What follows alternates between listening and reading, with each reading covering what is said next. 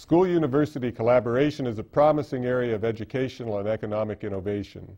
Current developments in Surrey are a case in point. The city of Surrey projects a doubling of its population to 500,000 people by 2011. In response to population growth and urban development in Surrey, there is an educational experiment taking place that includes university and graduate studies.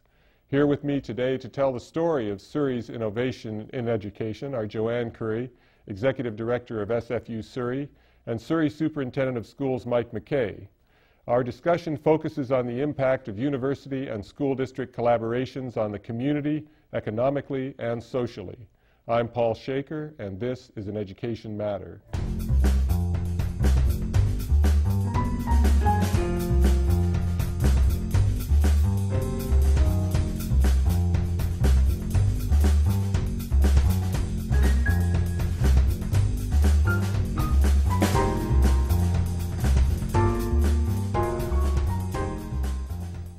Welcome to the program. Welcome, Mike and Joanne. We hear a lot about growth in Surrey, and I know both of you have an eye on this because it affects the operation of your institutions. I wondered, Mike, if you could talk to us about some of the parameters of the growth we can expect in the Surrey community. Well, it's a big and dynamic community. It's a wonderful place to live and to work. We're looking in the school system at ongoing growth. We're one of the few districts in the province that is continuing to grow, bucking the trend of declining enrollment in most places. And that presents opportunities. We get good resources to support growth. Not enough resources, but it's better than the other way around when the enrollment's declining. And we also recognize that the growth isn't even. It happens in different parts of the community. So in one case, we'll have a school that is very full and bulging. In another case, we've got lots of seats. So growth is one of those projections that sometimes looks simple to map out, but we know the reality is that from school to school and community to community, it's very different. We've seen in Surrey 1,000 people a month moving into our community. Our schools now have 67,000 students in 130 learning places. K to 12, we have 125 learning places for those 67,000 students. And beyond that, we've got 5 continuing education sites. And it's a remarkable story of innovation, of passion, dedication, vision. We have a Board of Education that's very committed to doing the right thing for a diverse community. We are innovators. We have a great partnership with SFU, and you know that well from your time with us, and Joanne knows it well. And the future is very bright. Now, what does growth mean to you, Joanne, as the director of the SFU Surrey campus? What particular elements of Surrey growth are you confronted with frequently? Well, we're certainly seeing some of the evidence that Mike pointed out too, with a growing student population. The school district in Surrey is, of course, BC's largest school district, and by 2016, 1 out of every 3 high school graduates in the province will be from the South Fraser. So we certainly had that in mind when we located the Surrey campus where we have. What we've seen also, in part because of the successful partnership we have, is in the early days of SFU's Surrey campus, which started around 2002, we've seen an increase in our first-year class composition from 25% living in Surrey to last year was 54%. So we're certainly seeing evidence of grade 12 graduates coming to us en masse. And we're also seeing, because of some of the population growth, Surrey right now has about half the post-secondary attainment level of other major cities. And so what we're finding is a very large appetite for continuing studies, for degree completion from people aged 25 to 70.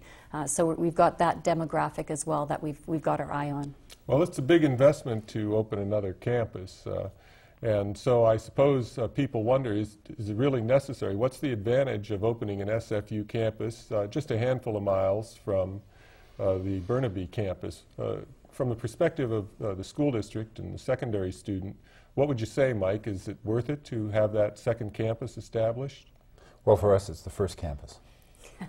And up the mountain is the satellite campus.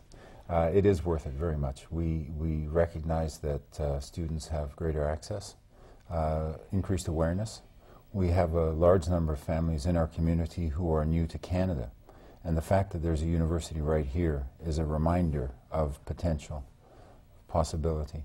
We also know that the economy in the ups and downs that happen in cycles mean that there are sometimes that students are going to be pursuing work as much as they can while they can, and other times they're going to be seeking the accessible post-secondary opportunities.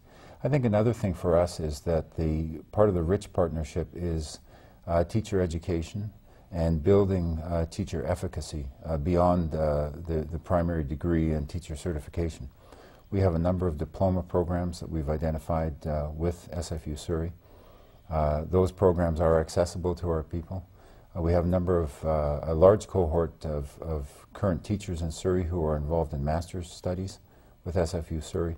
So all of those things are part of the package as well.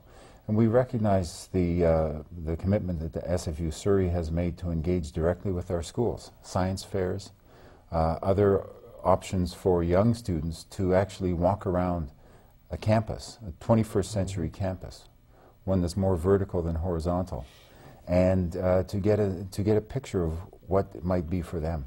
Well, speaking of that, Joanne, it was somewhat controversial to see a campus established in a shopping mall.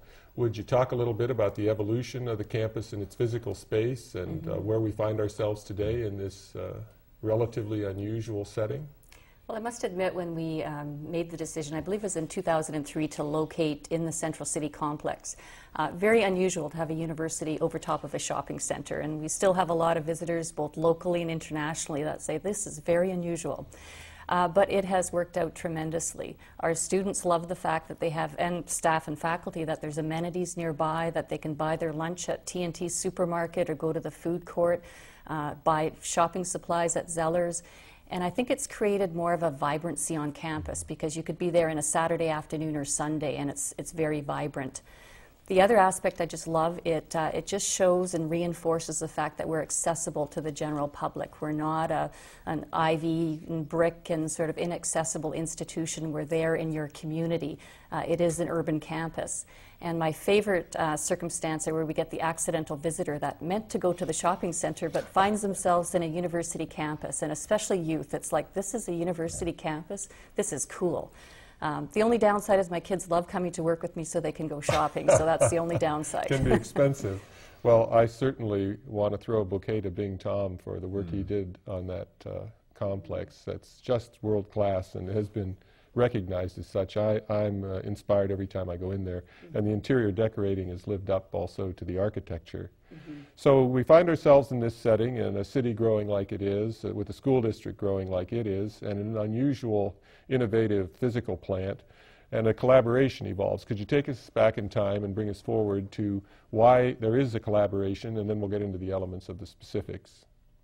Well, and you lived a big part of this journey with us, both before I came to Surrey School District and subsequently. And Joanne has been living it as well throughout. There are a number of elements to the collaboration. I mean, part of this is recognizing the marketplace. Universities know that they need student enrollment to help to support the seats that need to be open to remain dynamic and vibrant, along with government funding, et cetera, et cetera. So part of the collaboration is to increase the awareness that our students have as they pursue their secondary education and graduate, what's available at the tertiary level. They've gone through primary and secondary. What about tertiary or post-secondary? And SFU has worked with us to increase awareness, curiosity, appetite, and the wow factor that comes with a campus that looks like, and this one does, and speaks to people about the future. That's one piece of things. We also, from our point of view, recognize that we should be an action research laboratory for all of the people who are in faculties of education and some other faculties as well, counseling, for example. And how do we make sure that we maximize that potential? Your students and your professors shouldn't need to look around the world to find interesting and important work to do, to identify, develop, and replicate best practices. We're right here. So we're a learning lab, and the engagement between the parties is where we need to go for the future. has some efficiencies, it certainly has some effectiveness. And you know, those are a couple of the examples. I guess one more I would add is that I've been privileged to serve on the SFU Surrey Community Advisory Board. And that's a group of people from the community working with administration and staff from the university who look at all of the aspects of this remarkable place called Surrey.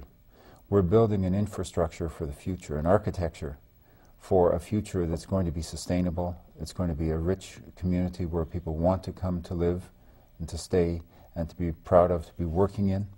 How do we do that? How does the Surrey Board of Trade have an impact? How do we work with the health authority? How do we lobby government to make sure that Surrey, educationally and health and transportation and every other way, gets its share, because we are the future. Joanne, do you have something you'd like to add about the origins and evolution of the collaboration? Well, I think the fertile ground from which I think this has been one of our most successful partnerships. It is one of our most successful and important partnerships.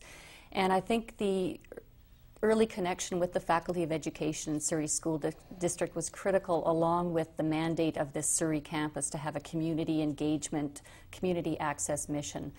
I think it was important that we took it on not as a project, not as a pilot or a single initiative, but it's a relationship. And I like the word collaboration, and it is a relationship that we nurture. I think we've been able to pick areas that are the most important ones to us both. Access of opportunities to students is critical. And we've gone from these student transition initiatives to more service partnerships, and as Mike pointed out, research is really fundamental as well. So I think it's evolved. I think there's been champions identified on both sides that live it, that make it happen. And we've taken it from what could have been just an MOU on a piece of paper to a real living, breathing, important partnership. And you've been there since the start, and the original partner for the Surrey School District was Fred Renahan, I assume?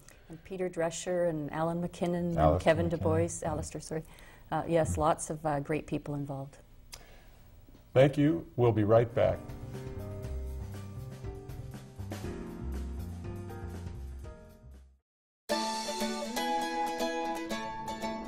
For more than 40 years, the Faculty of Education at SFU has been delivering academic programs that are innovative and responsive. Based on the academic research of our professors and the expertise of practicing teachers from your communities, our programs are designed to meet classroom needs. As a community, we're piecing together a successful education experience for students today and in the future.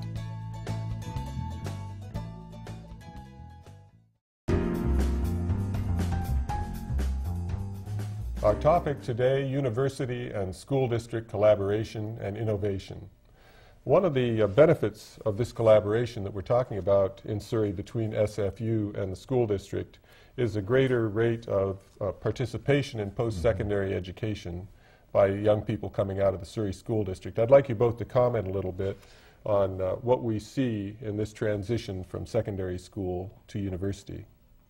Well, among the things that we know for sure is that the graduate of today and tomorrow needs to pursue education beyond grade 12 to be able to contribute to the kind of society and the workplace that is out there.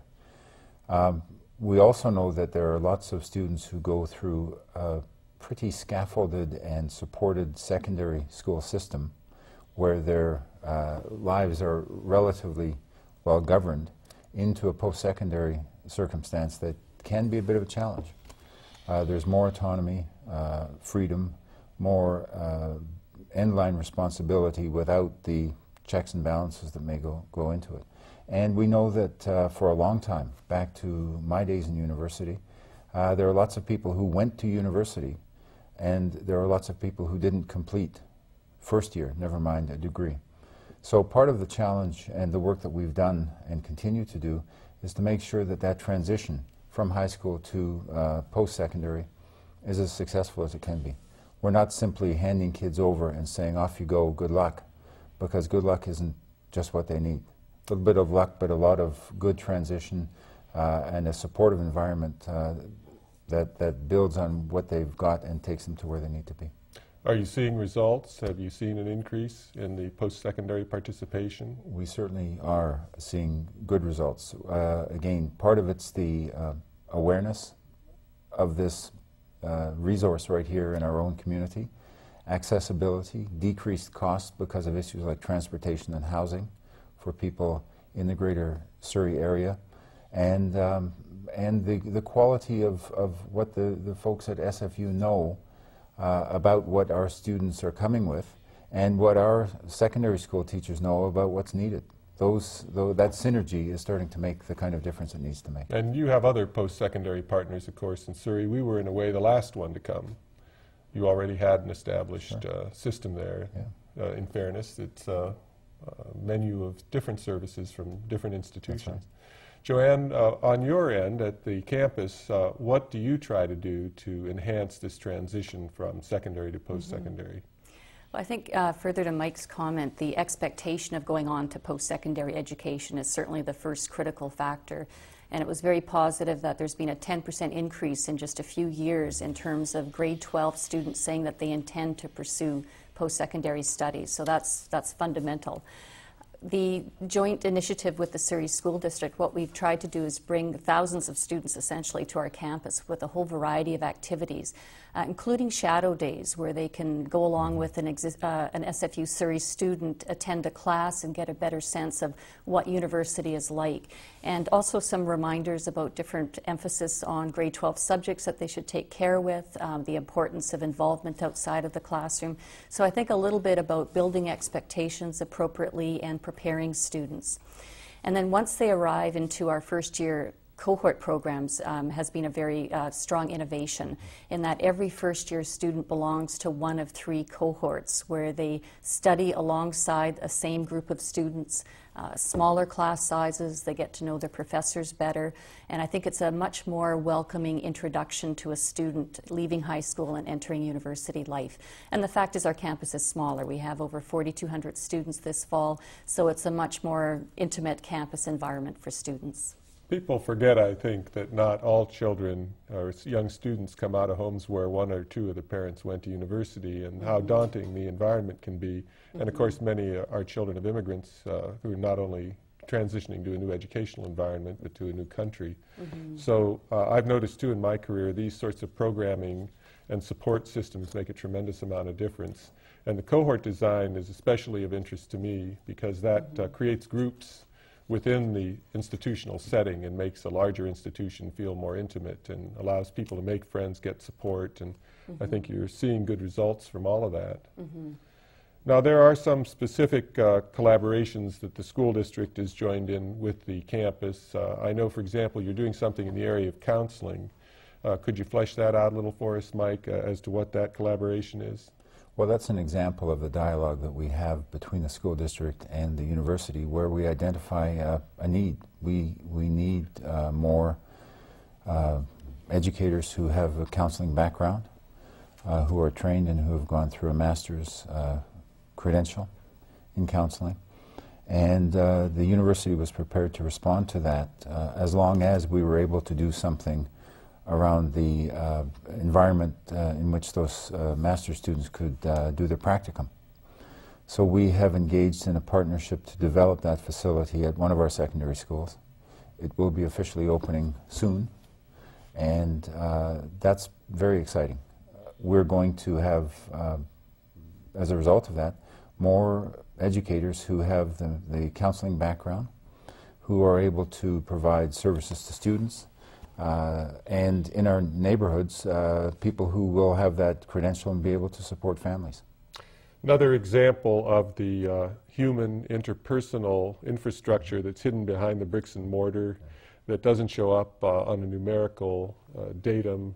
The services provided by counselors can often be the difference between children staying in school and not staying in school. These humane factors are invisible sometimes to people outside of education, and they wonder why we're more or less successful in a given setting, and you have to tunnel in to see this kind of richness in certain environments that's filling in the gaps where there are needs for those gaps. I can say for sure that our K-12 educators do remarkable work anyway in the establishing the relationships, the humanity that's required for students to thrive and to learn and to be engaged. And in some cases, and for most of us for particular needs, there's going to be a skill set that's required. If you're pursuing, as a high school student, some post-secondary considerations, having someone who's a trained counselor in the school is going to be helpful to you. If you're struggling with some personal issues, if you're thinking about career plans, all of those things, along with the good work that's been done by all of your teachers, you're going to need to go to someone who has the specialized training. And with the supply and demand, with the growth of our secondary schools, we need more of those people. So it's a good story.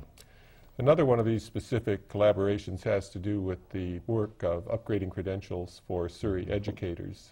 Joanne, I know you're interested in the graduate programming at the campus. A good bit of it's out of education. Could you talk to us a little bit about what you've seen in the post, well, it would be the graduate or post-baccalaureate setting for Surrey educators on our campus? Well, the Faculty of Education is now one of the larger schools that exists at our campus, and particularly the graduate student population.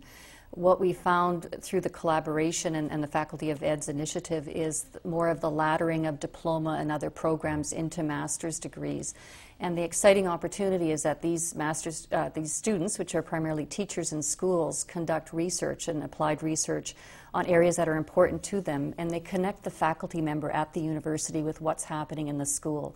So I think that's just really important for the future of our relationship and for the potential of the student education experience in Surrey. This kind of thing can't be accidental.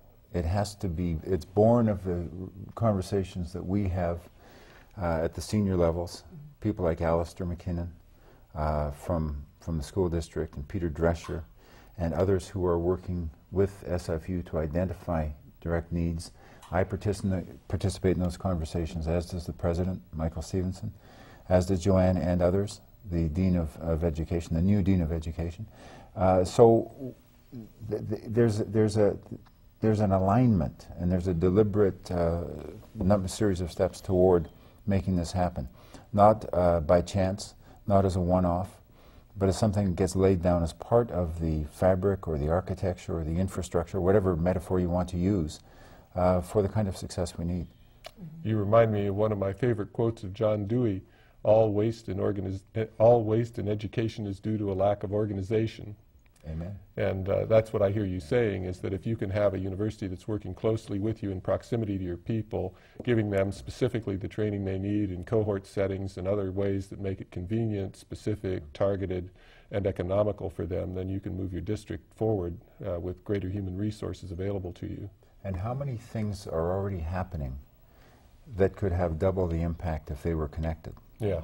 So we've got a leadership development program where something in the neighborhood of 125 or 150 teachers each year engage in study groups, a series of workshops and so on, to expand and explore their leadership interest and capacity, whatever that might look like in their future as teachers and as members of the community. Well, we also, in that group, and I get to speak to them a couple of times a year, in that group there's a part of the master's cohort that's involved, not because they happen to drop by, but because that's built in. So we're doubling our impact and being as efficient and as effective as possible. Joanne, we'd like you to dream a little bit about the future. What are some of the things that you'd like to see happen now in the next couple years going forward?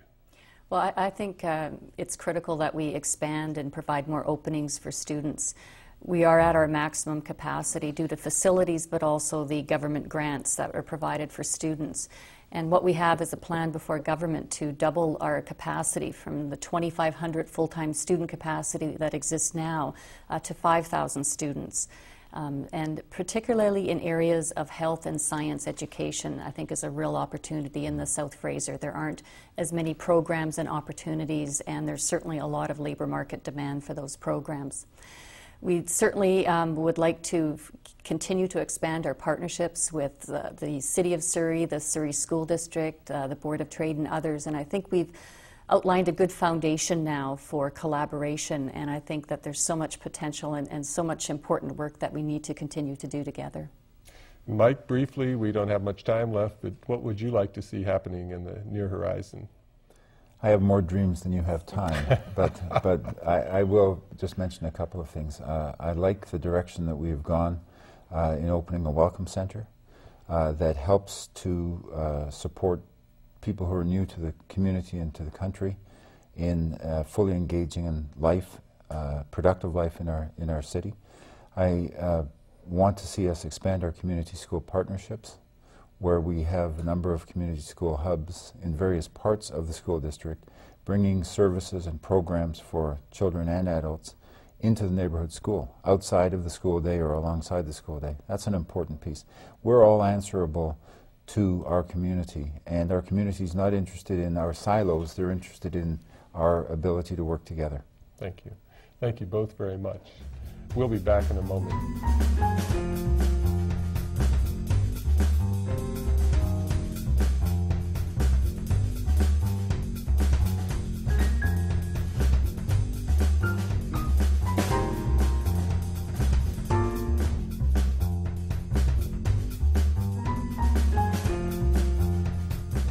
The provincial government has had the foresight to include Simon Fraser University as a factor in developing the city of Surrey for the 21st century. Able educational leaders have adopted this vision as their own and are working together in powerful and integrated ways that benefit the city socially and economically. Their collaboration also has economic dimensions both in new efficiencies and in unlocking greater development possibilities. The story of Surrey, its schools and university, shows what can be done in a positive partnership among educators, government, and other institutions when a spirit of trust and mutual respect is present. Let us advocate for this spirit to spread across British Columbia with respect to how education and educators are integrated into our civic and economic life. Thank you for watching Your Education Matters.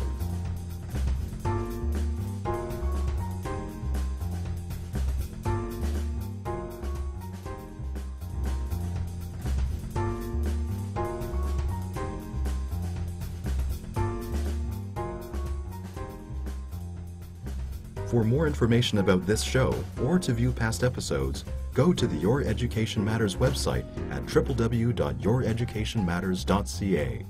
The views and opinions presented in this program are not necessarily those of all faculties, staff, or administration at SFU.